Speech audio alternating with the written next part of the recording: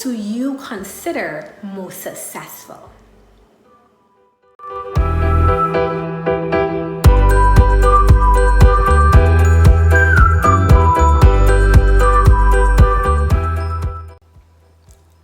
I was walking through the airport when Auntie Val spoke to me directly from her book cover. Are you a woman? Yes. Do you want to speak up differently? I think so. Are you at the peak of your success? Not exactly.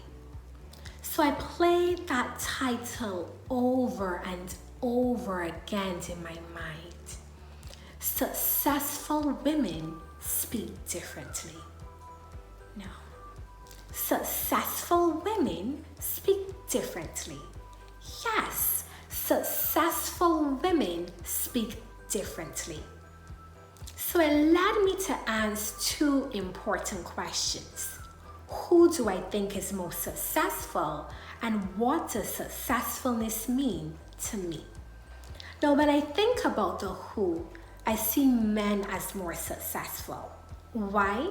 Because surrounding me in the workplace, the classroom, and also at church, I see men as most successful. And what does successfulness mean to me? Well, I see successfulness as equating to accomplishments, academically, awards, honors, and degrees at the highest level. Financially, a person who has a business that is profitable and popular. Their assets are greater than their liabilities, and they're possibly making at least a six-figure salary. And societally, they are crossing over the bridge of classes where they're moving from one class to another. Now, I took these same questions and asked 25 phenomenal women, and this were their response. Firstly, it was a tight debate between who they thought was more successful. 12 said men are more successful, but 13 thought females were more successful. When I asked them about what successfulness meant, I threw out some different scenarios to them and got their opinions. So in the first scenario, they said, your network is more important than your net worth. In other words, who you know will get you further than how much money you have. In the second scenario, they thought that success tends to spill over in the type of car you drive. So when I asked him about a Range Rover and a Honda, they suspected the CEO was driving the Range Rover. And when I asked them about their clothes, they said, you know what? If you're successful, you'll probably be that person walking in that business suit rather than those casual clothing. And this is just different perceptions that persons have with success. And it doesn't mean because one person walks in this way that they're not successful, but rather in our minds, we kind of create pictures of who we consider to be successful. Now, if you take it a bit further and go to Harvard Business Review, they thought about the fact that, women scored higher on their leadership skills. But in reality, men were dominating top CEO positions. For example, in Forbes, they said that 4.9% of women were CEOs, which is a very low number. But why was this? Why? Because women were more likely to take initiative. They inspired and motivated others. They practiced self-development and were driven by results. But men?